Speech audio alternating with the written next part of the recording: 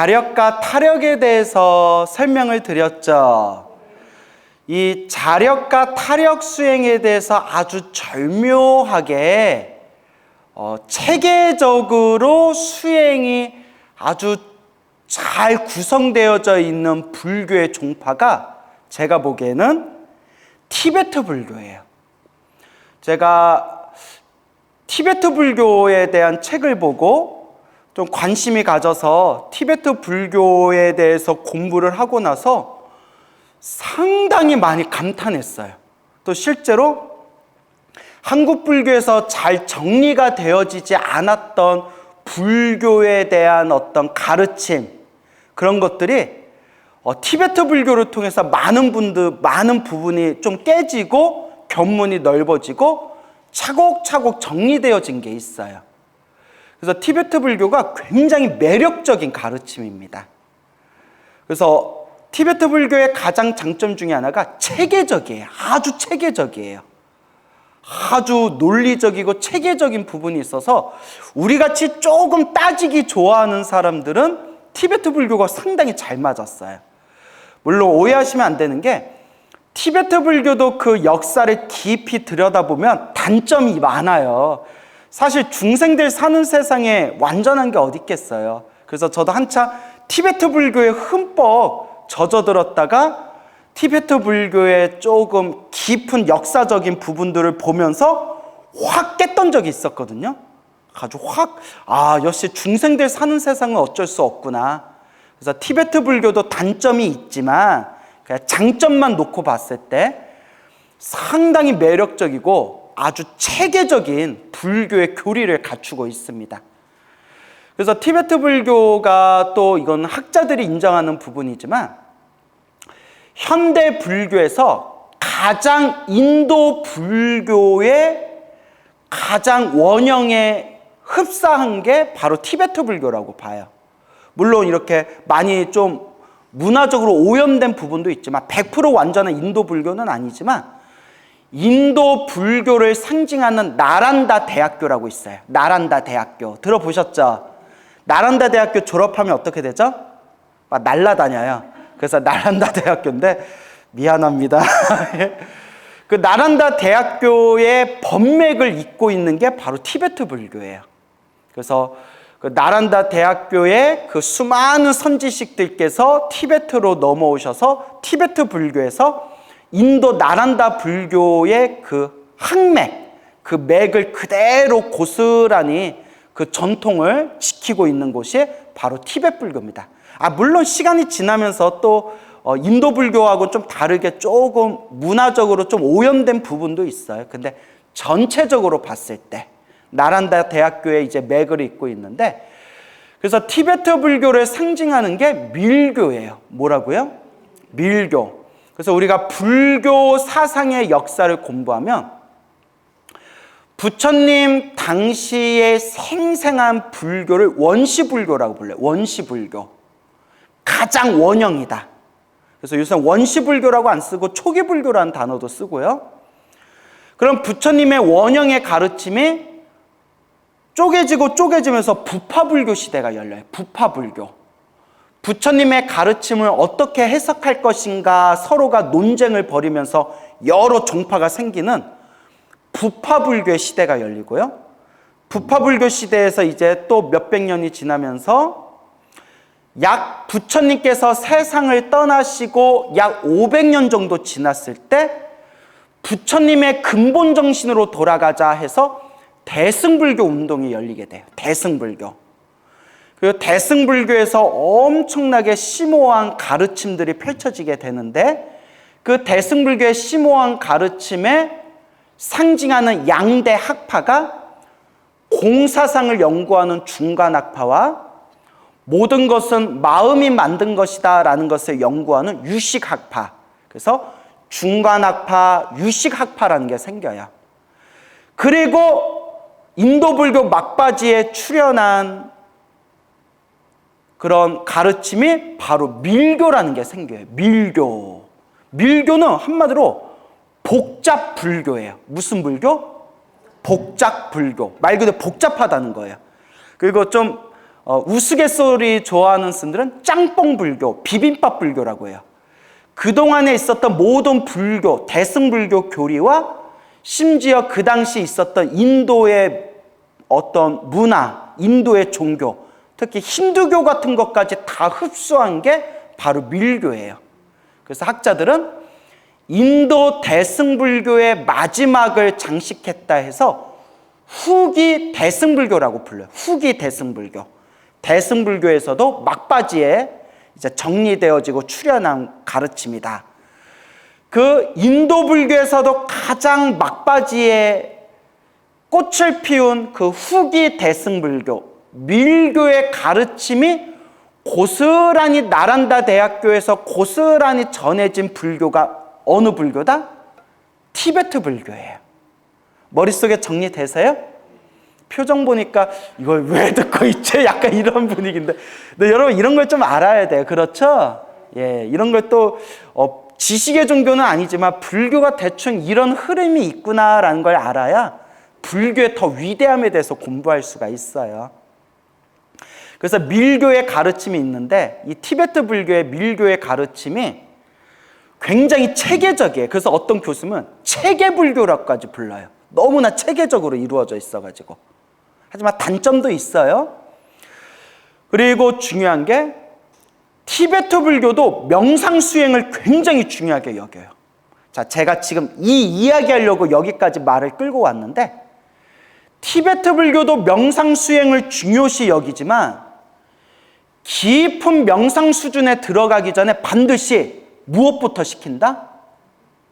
기도부터 시켜요. 지금 이 말씀 드리려고 했어요. 대승불교의 마지막 정점이라고 할 수 있는 후기 대승불교. 후기 대승불교를 두 글자로 뭐라고 한다고 했어요? 밀교. 밀교도 명상을 굉장히 중요하게 여기지만 명상 수행 들어가기 전에 반드시 무엇부터 시킨다? 기도부터 시켜요. 처음부터 깊은 명상에 들어갈 수 있는 사람은 거의 없다. 이 시대에 거의 없다. 너무나 중생의 업장이 두껍기 때문에 과거 전생부터 닦고 많이 닦았던 사람들만 깊은 명상 상태에 바로 들어갈 수가 있다.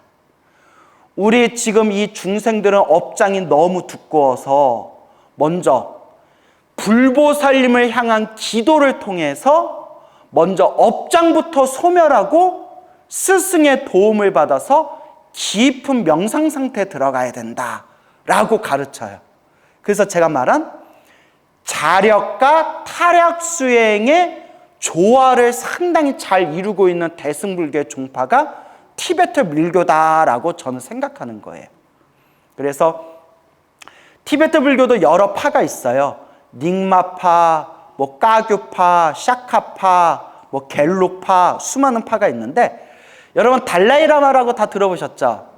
티베트 불교를 상징하는 존재가 일단 달라이라마잖아요. 달라이라마가 속해 있는 종파가 겔룩파예요. 또 이거 설명하면 너무 복잡해지기 때문에 간단하게 말씀드리면 겔룩파나 이제 다른 파에서도 티베트의 그런 파에서도 조금씩 차이는 있지만 깊은 명상 수준의 가르침을 닦기 전에 기초 수행 4가지를 닦아요. 무슨 수행? 기초 수행. 4가지 기초 수행이라고 해서 사가행이라고 불러요. 뭐라고요? 사가행 수행. 여러분 가행정진이란 말 들어보셨죠? 예. 사가행 수행. 4가지의 기초 수행이에요. 말이 4가지지 엄청 뻑세요. 그래서 종파마다 약간 차이는 있지만 보통 사가행 수행하면 뭐라고 이야기하느냐? 1단계 티베트 오체투지 보셨죠? 배 쫙 깔고 절하는 거 보셨죠? 1단계 그걸 10만 배 해야 돼요. 몇 배? 10만 배를 채워야 돼요. 근데 말이 10만 배지 스승이 보고 부족하다 싶으면 2번, 3번 더 할 수 있대요. 1단계가 10만 배예요. 2단계 따라해 보세요. 금강살타. 예, 금강살타 진언이란 주문이 있어요. 근데 음절이 백자로 돼 있어가지고 백자진언이라고도 부른대요. 음절이 백자로 돼 있어서 백자 1, 2, 3, 4 할 때 백. 그래서 금강살타 진언을 10만 독 해야 된대요. 10만 독. 세 번째, 그 만다라 공양이라고 해가지고 만다라. 여러분들 이렇게 가루, 물감 가루로 큰 판에다가 이렇게 부처님 얼굴이나 막 여러 가지 도형 같은 거 그리는 거 보셨죠? 예, 인터넷 같은 데 보면 나와요. 그거를 뭐 스승이 허락할 때까지 그걸 그리고 그린 뒤에 입으로 훅 불어서 그걸 다 없애야 된대요. 그 다음에 네 번째가 스승에게 전수받은, 스승이 정해준 수행법에 의거해서 자기가 스승으로 삼는 불보살님이나 스승님의 모습을 생생하게 머리로 이미지 트레이닝 하는 수행법을 해야 돼요. 이게 사가행 수행이에요. 그러면 왜 그런 수행을 체계적으로 만들었냐? 논리가 있어요. 성불하기 위해서는 얼마나 많은 공덕을 있어야 되느냐. 성불하기 위해서는 엄청난 공덕을 닦아야 된다는 거예요. 근데 그러기에는 또 우리 중생들 업장이 너무 두껍다는 거예요. 그래서 업장부터 소멸해야 깊은 수행에 들어갈 수가 있다는 거예요. 업장 소멸을 하기 위해서 티베트 오체투지, 부처님 앞에서 절을 몇 번 한다? 10만 번을 하는 거예요. 절을 하면서 업장을 소멸하되, 특히 절 수행은 특히 몸으로 지은 업을 빨리 소멸시켜준대요. 몸으로 지은 업을. 그리고 아까 무슨 진언이라고 했어요? 금강살타 진언을 몇 번 한다고 했어요? 10만 도. 금강살타 진언은 우리 중생이 가지고 있는 억겁의 그런 업장을 빨리 소멸시켜주는 티베트의 진언이에요. 티베트의 진언. 근데 이런 거에 또 혹할 필요 없어요. 제가 늘 주장하지만 어떤 주문, 어떤 진언을 하든 부처님을 믿는 마음으로 어떤 기도를 하든 결국 하나로 통한다고 했죠? 근데 티베트에서는 금강살타 진언을 딱 고정시켜 놨대요. 아마 티베트 불교 선지식들이 나름대로 생각해서 만들어 놓은 거겠죠? 그래서 금강살타 진언은 특히 업장을 소멸시켜 주는데 입으로 외우는 진언이니까 특히 무엇으로 지은 업을 빨리 소멸시켜 줄까요? 입으로 지은 업을 빨리 소멸시켜 주겠죠.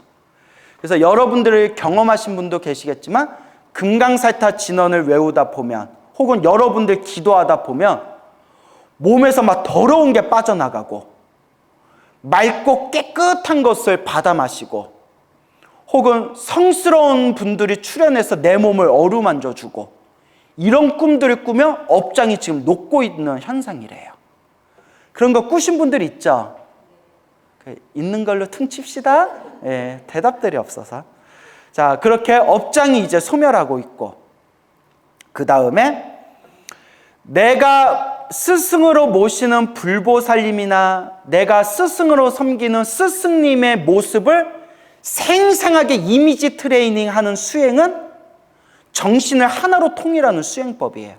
그리고 머리로 모든 번뇌망상 속에서 머리로 간절하게 나의 스승님을 머릿속에 이미지 트레이닝하는 수행이니까 특히 무엇으로 지은 업을 빨리 소멸시켜 줄까요?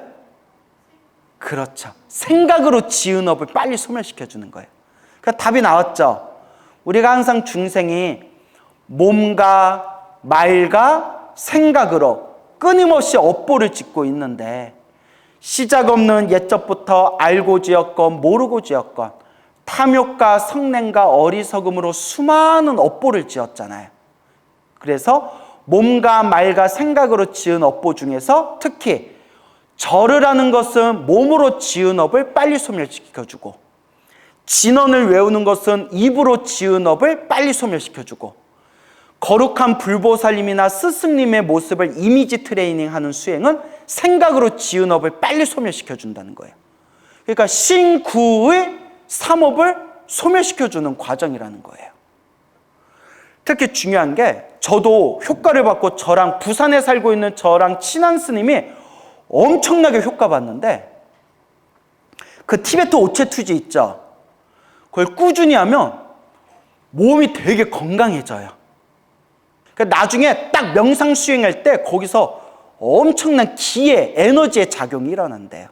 또 이것도 설명하면 몇 시간 걸리니까 그런 게 있다는 것만 알아두시고요. 자, 그래서 오체투지 10만 배, 금강살타 진원 10만도, 거룩한 스승님의 모습을 이미지 트레이닝하는 수행, 그 다음에 마지막에 만다라 공양 올린다고 했죠. 만다라를 이렇게 그려서 공양 올리는 거. 그게 뭐냐? 중요해요. 몸으로 지은 업, 입으로 지은 업, 생각으로 지은 업을 소멸하고 닦고 닦으면서 앞으로 내가 성불을 하기 위해서 수행하고 공부하려면 중요합니다. 복이 있어야 된다는 거예요. 뭐가 있어야 된다? 복이 있어야 수행할 수 있다는 거예요. 아주 중요한 거예요, 여러분. 복 없으면 수행도 못해요. 복 없으면 부처님 법도 만날 수 없고요. 복이 없으면 부처님 법을 만나도 부처님 법에 집중할 수가 없어요. 자꾸 일들이 생겨요. 복이 없으면 부처님 법을 만났는데도 제 주변에도 불자님 중에 당하신 분들이 많은데 부처님 법을 만났는데도 삿된 스승을 만나요. 삿된 스승을 만나서 시간 낭비, 돈 낭비, 몸 낭비, 마음의 상처를 받게 되는 경우도 많아요. 근데 이것도 자기 복이에요. 내가 그랬잖아요. 끼리끼리 만난다고. 제가 누군지는 밝힐 수 없지만 이거는 방송 아닐 때 개인적으로 말씀드릴 수 있어요. 유튜브에서 활동하는 사이비 수행자들이 있는데 또 신도는 많아요. 우리 그 뉴스에 나오는 사이비 종교들 있잖아요. 신도는 바글바글 하잖아요. 우리가 볼 때는 사이비인데 사람들이 많이 몰려요. 왜 저럴까? 왜 저럴까? 근데 부처님 법문에 나와요. 뭐대로 만난다? 업보대로 만난다. 그 복이 있어야 좋은 스승도 만날 수 있어요. 그래서 복이 있어야 수행할 수가 있다. 그래서 부처님께 정성스럽게 마음을 집중해서 만다라 고향, 물감을 뿌려가지고 아름다운 그런 만다라를 만들어서 부처님께 공양 올리는 게 내가 성불할 때까지 수행하는 데 있어서 무엇을 짓는 거다? 복을 짓는, 공덕을 닦는 과정이래요. 그리고 마지막에는 그걸 입으로 훅 불어서 그걸 막 흐트러뜨려요. 이게 중요해요. 내가 지은 그 복조차도 뭐하지 않겠습니다? 집착하지 않겠습니다. 결국 결국 공으로 돌아갑니다. 이것조차도 고정된 실체가 없습니다. 라는 걸 관찰하면서 자기가 심혈을 기울여서 막 몇 날, 며칠, 몇 달 동안 그린 만다라를 부처님께 마지막 공양을 올린 데에 모든 것은 고정된 실체가 없고 이 공덕조차도 집착하지 않겠습니다 하면서 그걸 이렇게 무너뜨려 버리는 거예요. 딱 이 얘기만 들어도 티베트 불교가 얼마나 체계적인지 알 수 있겠죠. 제가 지금 간단히 설명한 거예요. 요거 하나하나에 다 깊은 의미가 있는데 그냥 간단하게만 설명드린 거예요. 그래서 티베트 불교의 유명한 수행자 중에 어느 큰 스님이 계신데 이 스님이 지금 말한 이 사가행 수행을 보통 스님들은 이걸 한 번 정도 하는데 그분은 이걸 스승이 더해라 스승이 뭘 꿰뚫어 봤겠죠. 더해라 해서 이 사가행 수행만 남들은 깊은 수행의 경지에 한 단계 한 단계 공부하고 있을 때 당신은 스승 밑에서 이 사강의 수행만 4번인가 5번을 반복했대요. 4-5번을 몇 년에 겹쳐서 반복했대요. 우리 같으면 스님 나 벌써 이거 1번, 2번, 3번 끝냈는데 왜 자꾸 나 이것만 시켜요? 라고 우리는 따질 수도 있을 거예요. 근데 티베트 불교는 스승을 향한 절대적인 믿음을 중요시 여겨요. 스승에 대한 절대적인 믿음. 그래서 부작용도 많이 생겨요. 막말로 티베트 불교 스님들이라고 해서 다 좋은 분만 있겠어요? 이상한 분들도 있을 거 아니에요. 그런 걸 이용해서 안 좋은 일들도 생긴 사례가 있어요. 그러니까 그것도 좋은 스승을 만나야 돼요. 그래서 스승 밑에서 이 사가행을 3번, 4번, 5번 반복한 뒤에 스승이 너는 이제 명상을 시작해라 해서 그냥 명상법 한번 딱 듣고 자리에 딱 앉는 순간 그 자리에서 몇 시간 동안 움직이지 않고 바로 깊은 경지로 쑥 들어갔대요. 이게 우리말로 하면 뭐가 튼튼하니까? 기초가 튼튼하니까 순식간에 수준 높은 명상의 경지까지 한 번에 쑥 들어간 거예요. 그래서 이와 같이 티베트의 선지식들께서 이와 같은 법을 설하신 이유들이 다 있구나. 근데 우리나라도, 우리 한국 불교도, 또 우리 중국 불교의 영향을 받은 이 동북아시아도 이런 식의 수행들이 있었어요. 예를 들어 옛날 큰 스님들의 그런 법문을 보면 일단 주문을 외워라, 매일매일 부처님께 절을 해라, 그리고 몸에서 온갖 더러운 게 빠져나가고 머리끝에서 발끝까지 이렇게 기운이 완전히 뚫리는 게 느껴지면 그때 비로소 선정을 닦아라, 이런 내용들이 다 있었어요. 그게 후대 오면서 자꾸 끊겨서 그런 거죠. 근데 티베트 불교는 그런 방법들이 상당히 잘 내려온 거예요. 하지만 제가 지금 좋은 얘기만 했지만 저도 처음에는 이런 티베트 불교의 매력에 흠뻑 빠지고 상당히 훌륭하고 상당히 소중한 법문이지만 또 장점만 있는 건 아니다. 중생들 사는 데는 비슷비슷하기 때문에 티베트 불교도 그쪽 동네 이야기 자세히 들어보면 또 이렇게 심각하게 고민해 볼 만한 문제들이 굉장히 많다. 그러니까 꼭 제가 지금 티베트 불교에 대해서 좀 이렇게 극찬을 했다고 해서 또 거기에 홀릭할 필요는 없다. 우리 한국 불교도 상당히 우수한 점이 많다. 다만 우리가 못 찾아내서 그런 것이다.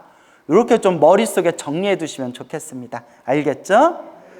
자, 그래서 티베트 불교 같은 경우에도 반드시 깊은 명상 상태에 들어가기 전에 먼저 부처님께 간절히 기도하고 업장을 소멸하고 공덕을 닦는 수행부터, 기초부터 차근차근 닦아 나아가도록 했다라는 것을 생각해 볼 수가 있죠. 그래서 자력수행과 타력수행에 대해서 이야기를 나누고 있는데 중요한 거는 나한테 맞는 걸 닦으면 돼요. 그리고 많은 분들이 이제 이야기하지만 어떤 수행이 더 좋아요, 어떤 기도가 더 좋아요 라고 하지만 제가 늘 말씀드리는 거, 어떤 기도를 하든 부처님을 향한 기도는 결국 하나로 통한다. 관음 기도를 하든 지장 기도를 하든 아미타 기도를 하든 약사 기도를 하든 지장경을 읽든 천수경을 읽든 금강경을 독송하든 법화경을 사경하든 그저 부처님을 믿고 간절하게 닦으면 결국 부처님의 깨달음의 바다 안에서 결국 하나로 모이게 된다.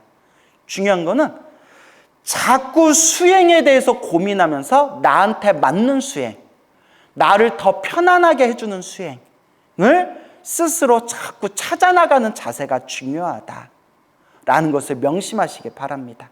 알겠습니까? 그래서 기도와 염불은 절대 수준 낮은 수행이 아니에요. 심지어 역대 선지식들 중에서는 참선보다 염불 법문이 더 최고다라고 주장하신 큰 스님들도 많아요. 실제로 중국 불교와 대만 불교는 참선하는 수행자들은 거의 줄어들고 중국 불교, 대만 불교는 거의 다 나무아미타불 염불법문 수행을 많이 해요. 그 역사를 보면 왜 중국 불교와 대만 불교가 결국에는 마지막에 나무아미타불 염불법문으로 중심이 이루어졌는가라는 그 역사적인 또 흐름이 있어요. 그래서 자기한테 맞는 수행을 자꾸 고민해 봐야 된다. 그래서 우리가 타력수행이라고 할 때 타력수행, 아까 타력수행이 누구에게 의지하는 수행이라고 했죠? 불보살님께 의지하는 수행, 타력수행이라고 할 때, 그래서 제가 또 말씀드리지만 우리 입장에서 봤을 때는 자력 수행이 더 쉬워요? 타력 수행이 더 쉬워요? 타력 수행이 훨씬 쉽죠. 그리고 당장 효과를 보고 가피를 받는 것도 자력 수행이 더 나을까요? 타력 수행이 더 나을까요? 타력 수행이 더 낫죠. 그러니까 참선만 하고 명상만 하던 분들도 자꾸 마장이 생기고 고난이 생기면 자연스럽게 기도법으로 마음이 돌아가요. 자기가 해도 자꾸 힘드니까. 그렇기 때문에 우리 이 말법 시대, 특히 내 스스로 나는 좀 복이 없고, 나는 좀 업장이 두껍고, 나는 이 세상을 살아가는데 좀 장애가 많다라는 사람일수록 내 힘만으로 닦아가기 어려울 때에는 간절하게 불보살님을 불러라. 모든 불보살님이 다 원력을 세우기를 누구든지 내 이름을 부르면 내 이름을 부르는 그 중생을 반드시 구제하리라 라고 이 우주의 에너지에다가 불보살님께서 딱 계약서를 쓰셨어요. 그러니까 간절하게 불보살을 불러라. 그래서 타력 수행의 대표적인 4대 수행법이, 옛날에 4대 수행법 하면 첫째가 염불 수행, 염불. 부처님의 이름을 부르는 염불. 두 번째가 뭘까요? 경전. 그래서 흔히 간경 수행이라고 해요. 간경. 볼간자를 써요. 관이 아니라 간이에요. 간. 야, 너 간 보냐? 할 때 간. 간경. 간경 수행이라고 하는데요. 여러분, 입으로 외우면 무엇이라고 부를까요? 독경이라고 불러요. 손으로 쓰면 뭐라고 할까요? 사경이라고 해요. 그걸 다 묶어서 경전수행이라고 하는 거예요. 예, 그래서 경전을 보고 간경, 경전을 입으로 외우고 독경, 경전을 손으로 베끼고 사경. 그래서 여기도 뭐 사경 하시는 분들이 많죠. 법화경 사경하신 분들도 있을 거고, 금강경 사경하신 분들도 있을 거고. 그래서 두 번째가 경전수행. 세 번째가 뭘까요? 주력수행. 주력수행. 주력은 무엇을 뜻하는 걸까요? 진언을 외우는 거. 주문. 신묘장구 대다라니, 능엄주, 옴마니반매옹, 광명진언, 친부다라니, 법화다라니 등등 불보살님의 신비한 가피와 에너지가 담겨져 있는 주문을 외우는 거. 그러니까 여러분들이 천수경 외우면 신묘장구다라니 외우게 되잖아요. 그게 무슨 수행이에요? 그게 주력수행이에요. 혹은 진언수행이라고 불러요. 주력수행, 주력, 진언. 아시겠죠? 마지막이 뭘까요? 절수행, 오체투지. 절수행. 그래서 따라해 보세요.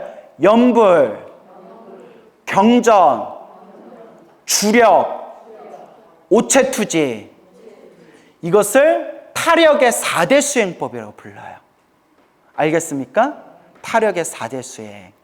그래서 염불을 하시든 경전 사경을 하거나 독경을 하시든 진언, 주문을 외우는 주력 수행을 하시든 혹은 부처님께 간절하게 절을 하는 수행을 하시든 결국 모든 기도는 하나로 통해요. 부처님이 다 아세요. 간절하게 지금 기도하고 있는 그 마음을 불보살만 다 꿰뚫어 보세요. 그런데 아직도 불자님들 중에서는 무슨 기도가 더 나아요? 어떤 경전이 더 나아요? 무슨 주문이 더 나아요? 아직도 이렇게 헤매고 있어요. 그래서 예전에 저한테 그런 질문 하도 많이 해서 제가 방송에서 여러 번 제발 그런 질문 좀 하지 마라. 제발 그런 질문 좀 하지 마라. 라고 하니까 요새 이제 그런 질문 잘 할까요? 안 할까요? 잘 안 해요. 대신 제가 딴 스님한테 들었는데 딴 데 가서 물어본대요. 내가 이제 그런 질문 하지 말라니까 딴 데 가서 다른 스님들한테 물어본대요. 그 중생이 안 돼요. 이게 기도에 확신이 없어서 그래요. 어떤 기도라든 딱 맛을 보면 나한테 맞는 기도가 생기고 어떤 기도라든 불보살님의 가피가 있구나. 그걸 체험으로 알아야 돼요.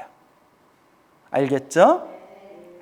그래서 옛날에 우리 큰 스님들이 염불, 경전, 주력, 절 이런 수행법들을 옛날 큰 스님들도 고민을 많이 한 거예요. 하나가 다 소중한 수행법이지만 이걸 아예 짱뽕으로 만들어서 종합, 종합 기도법을 만든 사례가 많아요. 연불도 하고, 경전도 읽고, 부처님 말씀도 읽고, 주문도 외우고, 절도 하는 수행. 대표적인 게 뭘까요? 자비도량 참법. 해본 적 있죠? 자비도량 참법은 막 절하죠. 자비도량 참법에서 절하고, 자비도량 참법에 나온 내용이 다 부처님 말씀들이에요. 부처님 말씀을 읽으면서 독송하면서 절하고, 또 절하면서 또 뭘 읽어요? 부처님 이름을 외우잖아요. 그죠? 무슨 부처님, 무슨 보살님 하고 읽잖아요. 그죠? 이게 연불하고 경전 부처님 말씀 읽고 절하고 또 자비도량 참법하면서 끝날 때 진원 외우고, 이게 종합 기도판이에요. 이런 식으로 만들어진 기도법이 여러 개가 있어요. 여러 개가 있는데 가장 우리 대중들, 한국 불교 대중들에게 그나마 많이 알려진 게 자비도량 참법. 자비도량 참법보다 좀 짧은 게 자비수참이라고 또 따로 있어요. 자비수참. 그리고 법화경을 공부하신 스님들이 만든 법화삼매 참법이라는 것도 있어요.